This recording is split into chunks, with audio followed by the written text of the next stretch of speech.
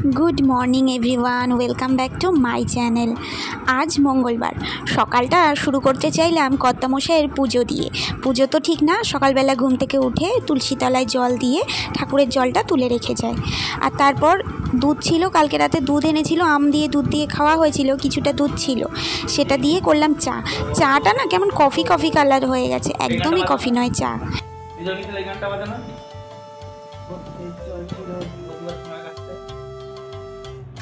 এই দু হাতে চোখ দিয়ে অনেক মোটা করে দিয়ে যে দাদা চোখ দিয়ে মোটা করে কালো লোকটা তুই করো গানটা করো একটু তুই ব্যাক ক্যামেরা করছিস এই দু হাতে চোখ দিয়ে অনেক বটে এই চোখে তিন তুই দেখবি দু কোম্পানি এই পার্টি ও পার্টি যাই তুই একটাই মা এই দু হাতে চোখ দিয়ে অনেক ঘড়ির কাঁটাতে 9:30 পড়িয়ে উঠলাম। এবারে খিদে পেয়ে গেছে, কারণ সকালবেলা চা আর একটা বিস্কুট খেয়েছি, তো খাবার ব্যবস্থা করতে হবে, সেই রান্নাঘরে যেতে হবে। একটুও ইচ্ছা করছে না রান্নাঘরে যেতে, কিন্তু যুদ্ধের ময়দানে যেতেই হবে, কারণ যাই করো না করো খাওয়াটা ঠিক রাখতেই হবে। তবে জানো তো, আমি জানি না এটা আমার সাথেই হচ্ছে কিনা, না তোমাদের সাথেও হচ্ছে, যখন মানে 50 ডিগ্রির কাছাকাছি টেম্পারেচার ছিল তখনও না এত কষ্ট হয়নি গরমে, কিন্তু এখন ইদানিং গরমটা না একটু অন্যরকম, সে ঘাম হচ্ছে, আঠালো টাইপের হয়ে যাচ্ছে শরীরটা, তারপর রান্নাঘরে দাঁড়ানো যাচ্ছে না, অস্বস্তিকর লাগছে, শরীর তো এমনি আমার দুর্বল লাগছে কয়েকদিন ধরে। কি জানি আমার সাথে এটা হচ্ছে কিনা, আমার কিছু প্রবলেম নাকি আমি বুঝতে পারছি না, নাকি মানে এরকমই টেম্পারেচারটা। আর আজকে তো আরো একটা স্পেশাল ডে, টেম্পারেচার এমনি হাই থাকবে, সকাল থেকে রোদ উঠেই রয়েছে। কি বলছি নিশ্চয়ই তোমরা বুঝতে পারছো, আজকে হচ্ছে ভোটের ফলাফল। তো আমি বরাবরই বলে আসি যে আমাদের মতন মধ্যবিত্তের কোনো পরিবর্তন নেই। তো এই ভোটের ফলাফলে আমাদের মতো মধ্যবিত্তের জীবনে কিছু পরিবর্তন আনার নেই। সত্যি কথা বলতে মধ্যবিত্ত হচ্ছে এরকমও করতে পারবে না, ঠিক এরকমও করতে পারবে না, তো এদিক ওদিক কোনো দিকেই আমরা নেই। তো সেক্ষেত্রে উল্টাতেও পারবো না, যখন পাততেও পারবো না হাত, তাহলে আমাদের এই ফলাফলের ওপরে এফেক্ট করেও কিছু লাভ নেই। নিজেদের কর্মব্যস্ততার জীবনে থাকাটাই নিজেদের ভালো, নিজেদের উপার্জনে নিজেদের থাকাটাই বেটার। তো ওকে আজকে বলেছিলাম বেরোতে হবে না, কারণ টেনশন হয়, বুঝতেই পারছো, স্বাভাবিক, কারণ কোথায় কি ঘটে না ঘটে বলা তো যায় না। তো বলছে দেখো আমাদের তো জীবনযাপন করতে হবে, কত ছুটি নেব, কত আর বাড়ি থাকবো, হয় না, এটা সম্ভব নয়। তো যা হবে দেখা যাবে, সেই আর কি, ভগবানের ওপরে ছেড়ে দিলাম। টেনশন তো হচ্ছেই। খিদে পেয়েছে, আর বকর বকর করবো না, যাই কিছু একটু বানাই, বানিয়ে খাই। আজকের গল্প পহেলি পেয়ার বুদ্ধদেব গুহর, তার সাথে চলছে আলু ভাজা। একটা আলু কেটে ভেজে নিচ্ছি সকালবেলা ভাত দিয়ে খাবো বলে, আর তার সাথে দুপুরের আয়োজনগুলোও একে একে সেরে নেব রান্নাঘরের। আজ মঙ্গলবার, তো নিরামিষ রান্না হবে, তাই মনে মনে সকাল থেকে চলতে থাকে, জানো তো, কী রান্না করব কী রান্না করব, নতুন নতুন কী রান্না করা যেতে পারে। আমি তো বড় রাঁধুনি, তো অনেক কিছু মাথায় এলেও কী দিয়ে যে কী রান্না করব সেটাই ভেবে উঠতে পারি না, এ যেন বড় টেনশনের বিষয়।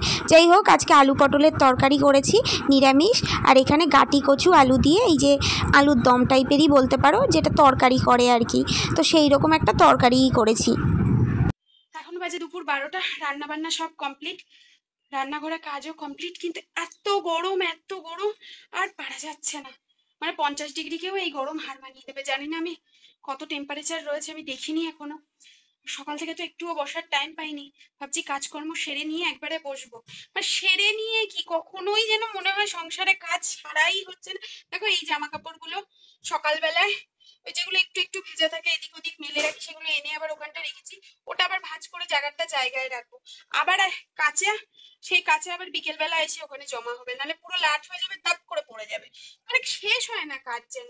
যাই হোক 12টা বাজে, আমাকে টার্গেট একটার মধ্যে কাজ করতে হবে, তাড়াহুড়ো তাড়াহুড়ো ওই করে করে আমার শরীরটা খারাপ হচ্ছে, কিসের তারা আমি নিজেও বুঝি না। কিন্তু ওই যে অফিসের বসতে হবে, একটু নিজেকে রেস্ট নিতে হবে, একটু যদি সময় পাওয়া যায় তাড়াতাড়ি কাজটা সেরে নিয়ে একটু শোয়া যাবে, বিভিন্ন রকম এইরকম ভাবেই তাড়াতাড়ি তাড়াতাড়ি করতে থাকি। যাই হোক, আমার 1 বোতল জল কমপ্লিট হয়ে গেছে দুপুর 12টার মধ্যেই, মানে এটা একটা করে নিয়েছিলাম, এবার 12টার পর স্নান টান করে আবার 1 বোতল জল খাবো, যেটা কিনা মোটামুটি 5টার মধ্যে আমাকে কমপ্লিট করতে হবে। তো 2 লিটার জল তাহলে হয়ে যাবে। এত গরম লাগছে, এত তাড়াতাড়ি কথা বলছি, এমনি হাঁপিয়ে যাচ্ছে, এই গরমে এমনি জল খেতে পারছি। কাউকে আর বলতে হচ্ছে না জল খাও জল খাও। যাই হোক সেরে নি, নাহলে আরো বেশি লেট হয়ে যাবে। রান্নাঘর থেকে যখন বেরিয়ে আসি তখন মনে হয় কত বড় কাজটা সেরে নিলাম, কিন্তু চারপাশে যেদিকেই চোখ বুলাই মনে হয় যেন কত কাজ এখনও বাকি। মানে যেদিকেই তাকাই সেটাই মনে হয় ঠিকঠাক করতে হবে। কি জ্বালাতন সংসার, না আমি এইরকম। যাই হোক, দুপুরবেলা খাওয়া দাওয়া সেরে ঘুম থেকে উঠে দিচ্ছি সন্ধে। তো সন্ধে দেওয়ার জন্য যেমনটা জানো তোমরা যে আমি ফ্রেশ হয়ে একবারে ড্রেস করে নিই পড়াতে যাওয়ার জন্য। আজকে না একটু দুধ খাবো জানো তো পড়াতে যাওয়ার আগে। তো ও আমাকে বলেছে যে দুধ ডিম এগুলো তুমি একটু খাবে, তো তোমার মনে হচ্ছে কিছু সমস্যা হচ্ছে আর তুমি খাও না একদম। যাই হোক, এখন শুনতে হবে, সবার কথা শুনে চলতে হবে কি করে কি শরীরটা ঠিক করা যায়। তাই একটু দুধ খেয়ে তারপর ভাবছি পড়াতে যাব। তো পড়াতে গেছিলাম, তো আমি স্টুডেন্টের বাড়িতে গেছিলাম, সেখানে দেখো ওরা পুজো দিয়েছে, সেটাই ভাবলাম একটু তোমাদের সাথে তুলে ধরি। কি সুন্দর না জায়গাটা, দেখো এখানে আবার শিবলিঙ্গে সেই জবা ফুল। আমি না কনফিউশনের পর কনফিউজড হয়ে যাচ্ছি, মানে এত কনফিউশন মনে হয় অন্য কোনো বিষয়ে আমি হইনি। তো দেখো ওরা পুজো দিয়েছে, এটা ওদের মনে হয় বাড়িতে এমন কোনো ঠাকুর নেই যে নেই। রাম, সীতা, লক্ষ্মণ, তারপর রামনারায়ণ, তারপরে হচ্ছে লক্ষ্মীনারায়ণ, সাই বাবা, সমস্ত কিছু, সরস্বতী ঠাকুর, লক্ষ্মী ঠাকুর, এগুলো তো আছেই। আর তার সাথে দেখো শিবলিঙ্গ। পড়িয়ে গেছিলাম, প্রেশার মাপতেও নিয়ে গেল। এই যে বলছি কদিন ধরে শরীর খারাপ শরীর খারাপ, তো সময় পাচ্ছিল না। আজকে বলছে যাবই, তাড়াতাড়ি পড়ানো ছেড়ে দিয়েছি, 8:30টার সময় ছেড়ে দিয়ে গেলাম প্রেশার মাপাতে। তো প্রেশার একটু লো, খুব লো নয়, একটু লো। বলছে না প্রেশারের কোনো সমস্যা নেই, জানি না কি হচ্ছে। তো উনি গ্যাসের ওষুধ দিল, কৃমির ওষুধ দিল, ওআরএস দিল, বললো খাও, গরমে এরকম অনেকেরই হচ্ছে। তো তোমরা প্লিজ একটু কমেন্ট করে জানিও না, তোমরাও একটু কমেন্ট করে জানিও তোমাদের পরিবারের কারোর এরকম হচ্ছে কিনা, বা বুঝতে পারছি না আমার তাহলে অন্য কোনো স্পেশাল ডক্টর দেখাতে হবে কিনা।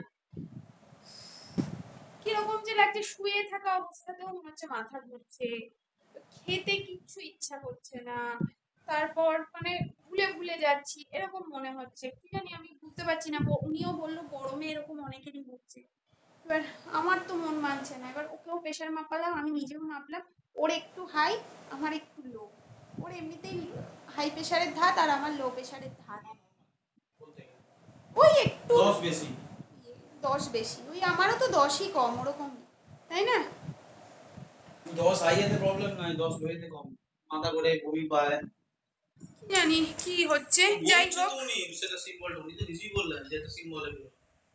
যাই হোক, এত প্রেশার নেওয়া যাবে না, তো হেস্ট্রিক হওয়া যাবে না, ফ্রি হতে হবে। মুখে বলছি, হতে পারছি না কেন কি জানি, এই দুর্বলতার জন্য।